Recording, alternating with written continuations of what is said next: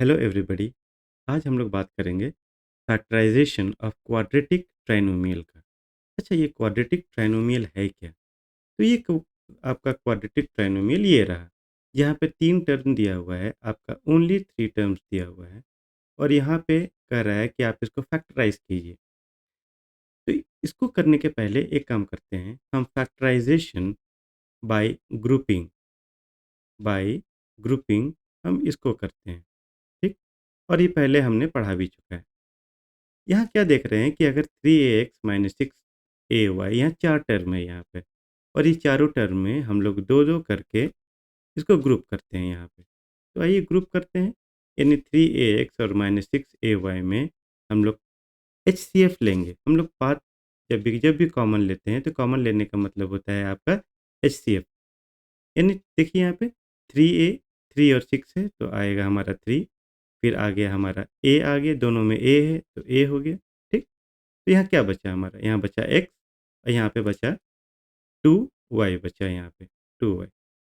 यहाँ पे अगर हम माइनस अगर कॉमन लेते हैं, कॉमन लेने के बाद में हम और क्या ले सकते हैं यहाँ पे 4, 8 और 4 का एचसीएफ हुआ आपका 4 और दोनों में चूँकि बी है तो हम बी लेंगे यहाँ पे। यहाँ हो गया आपका 2y और यहाँ पे माइनस एक्स।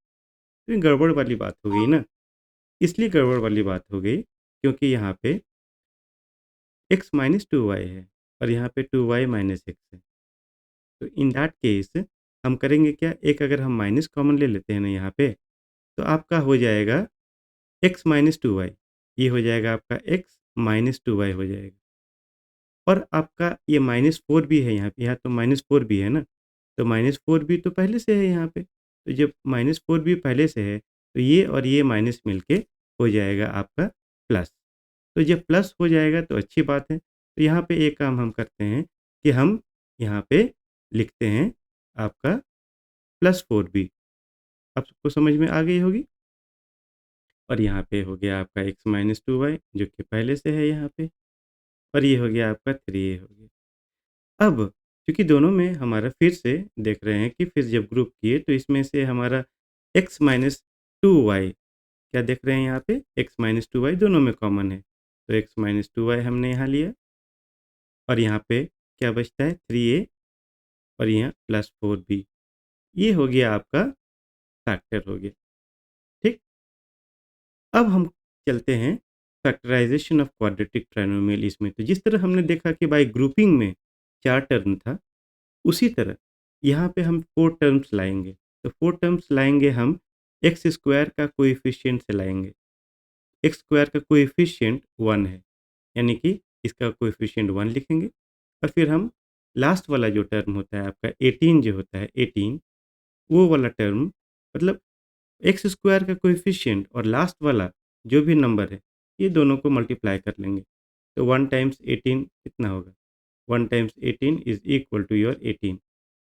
अब 18 को फैक्टराइज़ करते हैं, तो 18 को फैक्टराइज़ करेंगे तो 9 टू ज़ार भी 18 होता है, 9 टू ज़ार 18, लेकिन 9 प्लस 2 9 नहीं होगा। अच्छा 6 थ्री ज़ार 18 लेते हैं, 6 थ्री ज़ार 18 और यहाँ पे क्या देख रहे हैं कि आपका 6 प्लस 3 जो है, 6 प्लस 3 इज़ इक्वल टू 9 हुआ।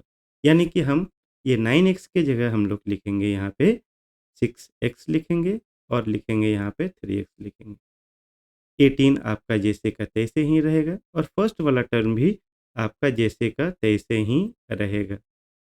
आइए एक्स स्क्वायर और 6x में जिस तरह हमने यहाँ पे ग्रुपिंग किया था, उसी तरह हम लोग यहाँ पे ग्रुप करेंगे। ये हो गया आपका x, ये हो गया x प्लस 6 प्लस 3, ये हो गया आपका x प्लस 6। अब x प्लस 6 अगर हम फिर से अगर कॉमन लेते हैं, तो एक यहाँ पे आपका बचता है x प्लस 3 बचता है। तो इसी तरह हम लोग फैक्टराइज़ करते हैं। अच्छा, ज़रा-सा हम लोग यहाँ देखते हैं कि इसमें क्या करना है। X square plus 5 root 3x। अच्छा, जिस तरह हमने अभी-अभी कहा था कि जब भी फैक्टराइज़ हम लोग करते हैं, मतलब बीच वाला टर्म को जब भी तोड़ते हैं, तो एक्स स्क्वायर का कोएफ़िशिएंट जो कि 1 है और ये लास्ट वाला टर्म जो 12 है, ये दोनों को मिला के हम लोग इसको फैक्टराइज़ करते हैं, माने 12 को फैक्टराइज़ करेंगे। तो जब 12 को फैक्टराइज़ करेंगे, तो एक काम करते हैं, इसको लिख सकते हैं 4 3 ज़ा 12। अच्छा, रूट 3 में कन्वर्ट करके ज़रा-सा देखते हैं कि इसको अगर हम लिखें 4 इंटू 3 नहीं लिख के 4 4 रूट 3 इंटू रूट 3, तो बात एक ही हुआ, क्योंकि रूट 3 और रूट 3 आपका हो जाता है 3। अब यहाँ क्या देख रहे हैं कि हमारे पास 2 टर्म है, 4 रूट 3 और रूट 3, ये दोनों जो फैक्टर है, इसको अगर देखते हैं, अगर हम ऐड करके, तो देखिए तो 4 रूट 3 और plus root 3 is equal to 5 root 3 हो गया ना? तो एक काम करते हैं कि 5 रूट 3 एक्स को हम लोग लिखेंगे आपका 4 रूट 3 एक्स, और आपका क्या लिखेंगे? रूट 3 एक्स लिखेंगे, प्लस 12 लास्ट वाला टर्म जैसे हमने कहा था, और पहला वाला टर्म ये जैसे का तैसे ही रहता है। तो आइए फिर से हम लोग, शुरुआत में हमने बताया था कि ग्रुप किस तरह किया जाता है। तो एक्स लेंगे यहाँ पे एक्स, और ये एक्स हो गया एक्स प्लस 4 रूट 3। अच्छा लग रहा है? अच्छा, यहाँ पे एक प्रॉब्लम है कि यहाँ पे थोड़ा-सा ढूँढना पड़ेगा। तो एक काम करते हैं कि ये रूट 3 एक्स है ना, ये 12 को हमने क्या लिखा था? ये 12 को हमने लिखा था 4 रूट 3 इंटू रूट 3। तो एक काम करते हैं, 4 रूट 3 इंटू रूट 3 हम लोग लिख के देखते हैं। अब इसमें से आप देख सकते हैं कि किस तरह से रूट 3 कॉमन अगर आता है, तो आपके पास में बचेगा X plus 4 root 3, X plus आपका 4 रूट 3, ये हो गया आपका 4 रूट 3। और यहाँ पे पहले से देखिए ये वाला एक्स, एक्स प्लस 4 रूट 3 है, यानी कि हम अब आसान से एक्स प्लस 4 रूट 3 को अगर कॉमन लेते हैं ये दोनों में से, दोनों फैक्टर में से, तो आपका बच जाता है X plus root 3। These are the 2 factors जिसके बारे में हम सोच रहे थे, जिसे हमें निकालना था। उसी तरह अभी-अभी हमने कहा कि पहला वाला, जो भी पहला वाला है, तो ए4 का आपका कोएफ़िशिएंट क्या है? 1 है, तो फिर इसको लेंगे हम लोग 1, और फिर लास्ट वाला टर्म आपका 3 है, फिर 3 लेंगे। तो 1 इंटू 3 ये हो गया, 1 इंटू 3 इज़ इक्वल टू 3।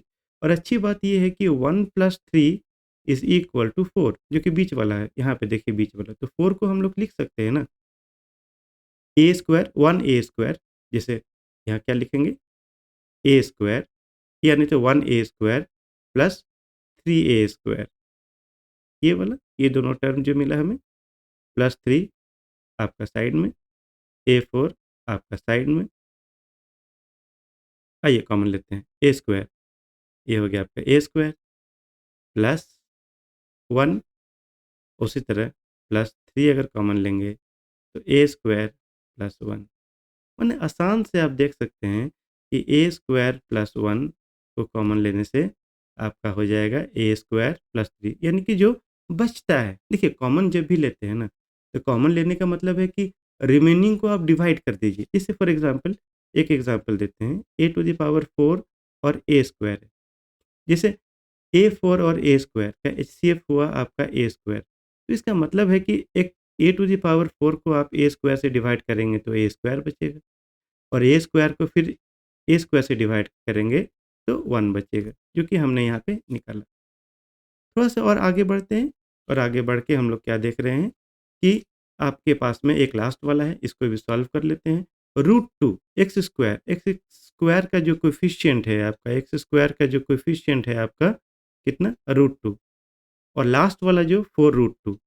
तो हम लोग, और लास्ट वाला कि जो टर्म है आपका 4 रूट 2, ये दोनों को हम लोग मल्टीप्लाई करते हैं। तो मल्टीप्लाई करने के बाद में क्या मिलता है देखिए, 4 रूट 2 इंटू 2, तो 4 root 2 into root 2 will give you 4 into 2, ठीक? 4 2s आर 8, 8। अब 8 का हम क्या देख रहे हैं, 8 का फैक्टर 4 2s आर भी है, लेकिन 4 प्लस 2 6 मिल रहा है। तो एक काम करते हैं, हम 8 टाइम्स 1 अगर हम करें, तो अच्छी बात ये है कि 8 प्लस 1 इज़ इक्वल टू 9 हो जाएगा। मतलब मल्टीप्लाई करने के बाद में आना चाहिए ये वाला टर्म, फाइनल टर्म आना चाहिए, और ऐड करने के बाद में हमारा बीच वाला टर्म आना चाहिए। तो अब 9 की जगह हम क्या लिखेंगे? 8x और प्लस 1x, तो 9x की जगह हम लिखते हैं 8x और प्लस 1x। 1x मतलब x लिखते हैं, नहीं? ये हो गया आपका 4√2 और ये हो गया आपका √2 एक्स स्क्वायर हो गया, ठीक? यहाँ पे देखते हैं ये दोनों में क्योंकि सिंपल सा है, 1 अगर कॉमन अगर आया तो हम लोग लिखेंगे x प्लस 4√2 ऐसे लिखेंगे। अच्छा, यहाँ पे थोड़ा-सा प्रॉब्लम है। जिस तरह पहला वाला सम में प्रॉब्लम था, उसी तरह यहाँ भी प्रॉब्लम होगा। तो यहाँ पे देख लीजिए ना कि प्रॉब्लम को सॉल्व करने के लिए हमारे पास सॉल्यूशन भी है, √2 एक्स स्क्वायर है और 8x है। तो जब 8 है, तो 8 को हमने क्या लिखा था? 8 को हमने ये लिखा था 4√2 इंटू √2, तो इसको भी हम लोग लिखते हैं 4√2 इंटू √2x लिखते हैं। अब देखिए, ये दोनों में क्या-क्या कॉमन आ रहा है? √2 कॉमन आया, x कॉमन आया, तो आपके पास में बचता है यहाँ पे x और यहाँ पे बचता है 4√2। ये सिंप्लीफाइड वे था ये। प्लस आ जाइए x1 x प्लस 4√2 जो कि हमने लिखा।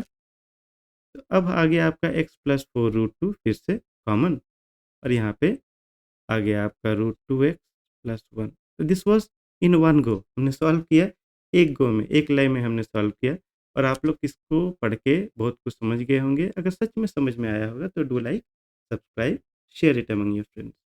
Thank you so much for learning.